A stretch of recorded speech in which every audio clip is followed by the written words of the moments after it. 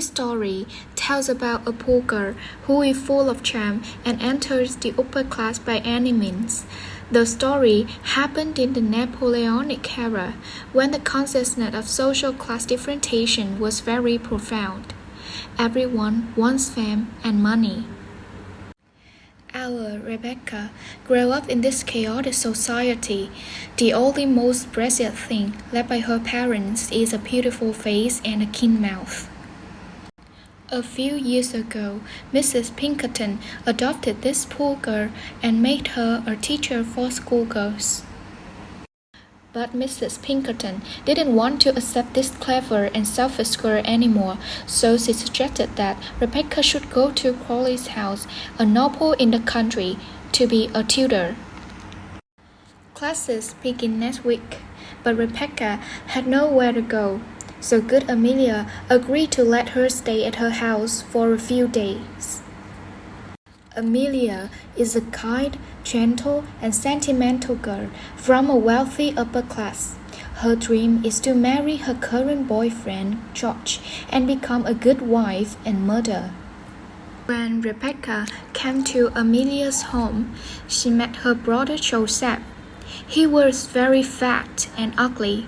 Rebecca took George and Joseph as her target and became her first prey to enter the upper class. But Rebecca's dreams were broken by George. He advised Joseph to give up the idea of marrying her and told him that Rebecca didn't really love him, she only loved his money. In the regiment, George Osborne's reputation was prodigious amongst the young men. His coats were better made than any man's in the regiment, and he had more of them. He was adored by the men. There were other people beside Amelia who worshipped him. They are stubble and spoony. And the real state of the case would never have been known at all in the regiment but for Captain Dobbin's indiscretion.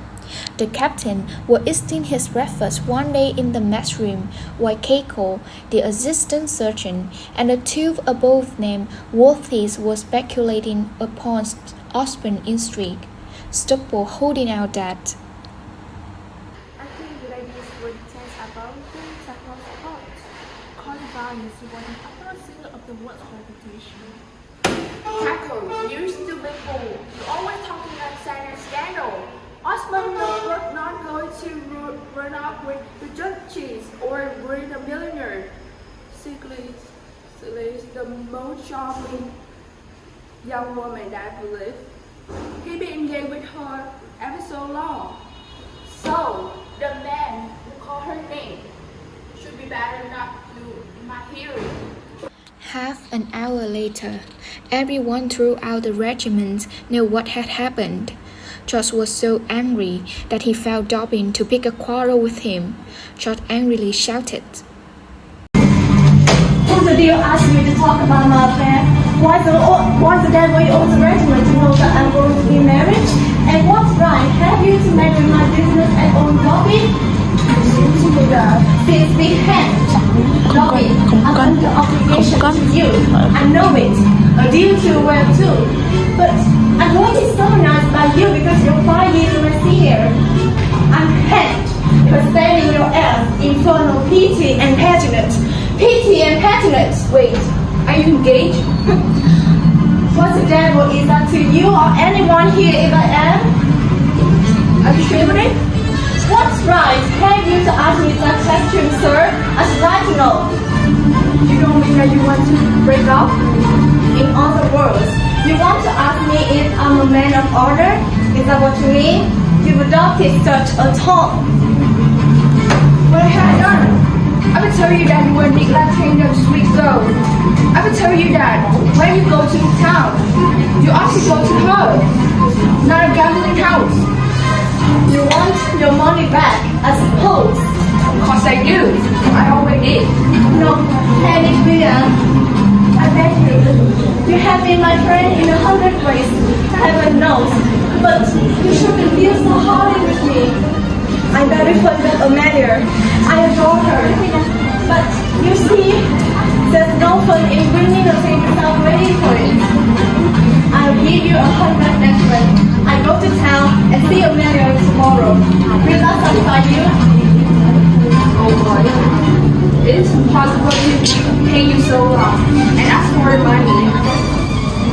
You know that if I want you will guarantee so be. I'm good. But you love me. But if you can see the little poor Emmy face when he asks about you in another days, you will do like that. I believe she's going to find out. Go and comfort her. Go and ride a long rider. I will love it. I will.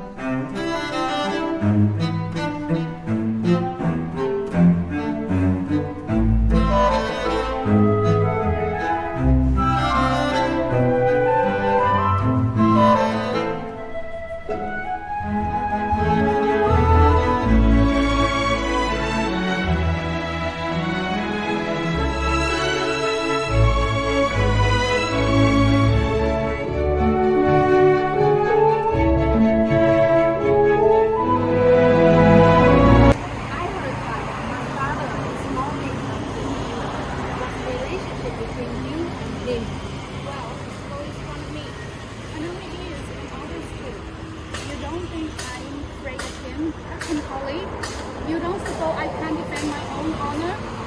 I just gave you a fair warning. Look out, that's all. So you hinted something not honorable then? Oh God, really? Miss Rebecca? Do you think because I'm governess, I have not as much sense and feelings and good breeding as you Jennifer and prior? I'm a monk Morency. Do you suppose a monk Morency is not good as a colleague? No, I can endure poverty, but not shame. Regret needs, but not insult. Insult? You.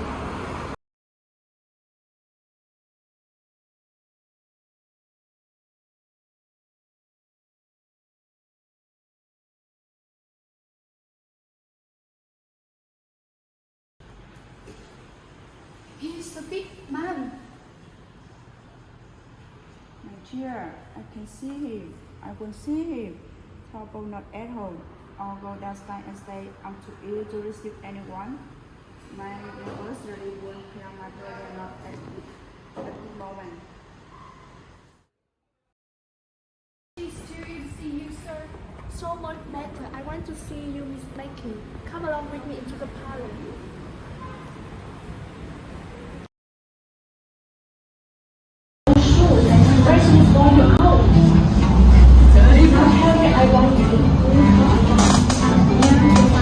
I don't think it should be right to be alone with you, sir.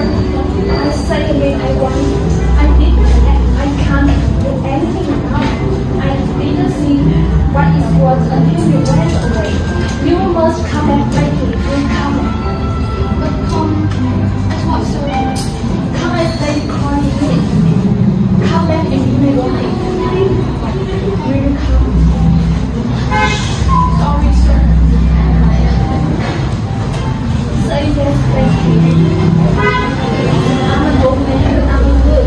I will live for 20 years. I will make you happy. You will everything what you like. And you is the old way. I will do everything for you, Blakey. I'm married already. Mary, you're talking. You're making fun of me, Blakey. Who had ever got married with a shilling and a foot? Mary, but please, do not think me ungrateful for all you've done to me.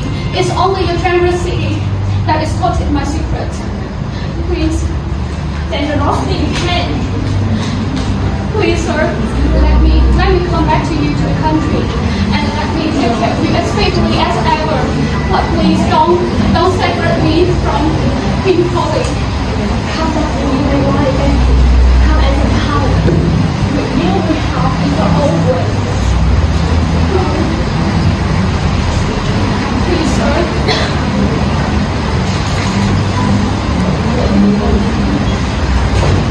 Please, sir.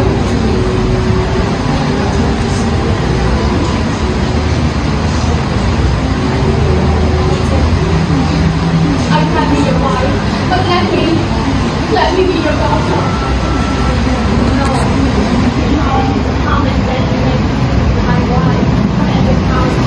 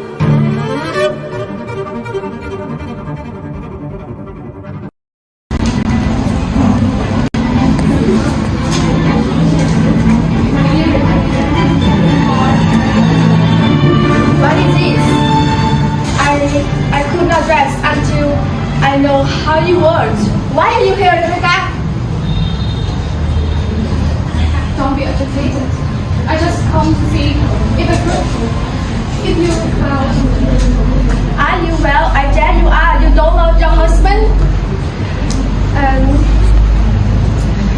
Tell me, Rebecca, did I ever do you anything but kindness? Is it? Amelia, no.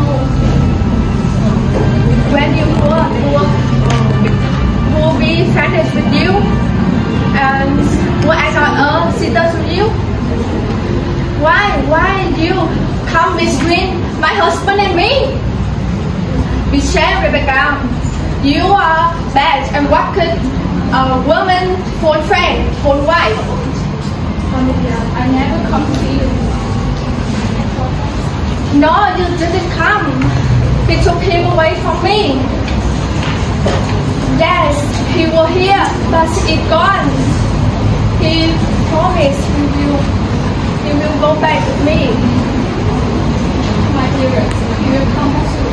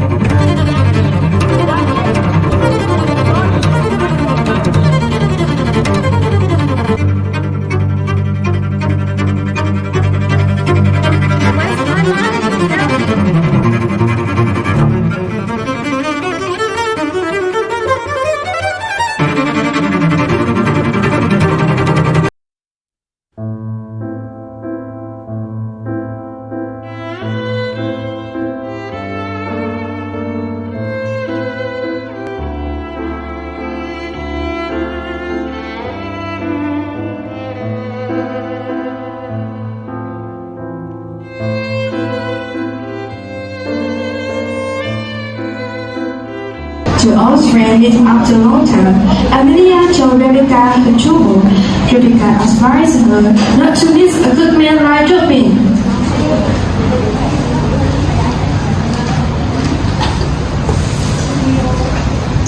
It's a long time to see you. But Amelia, listen to me. I want to talk to you. You must go away from here. You must marry, or you and your restless boy will go to ruins. You must marry, you must have a husband. You would. Robin is the best gentleman that I ever saw. But you silly. He's offered you 100 times to reject it. You silly. It's foolish. I tried my best, but I couldn't forget him. Why? The man will worry of you. He chooses you. He never cared about you. It's fun. Look there, Amelia, you fool. You know his handwriting, right? He wrote it to me. He gave it to me. Here, under your nose. There is nothing with me. I really love him with all my heart. I will, and he will, but I let him and he will. Go to the man who really loves you. Go on.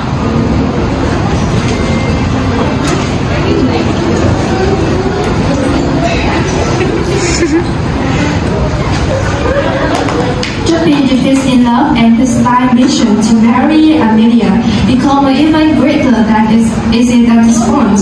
He don't win Amelia after all.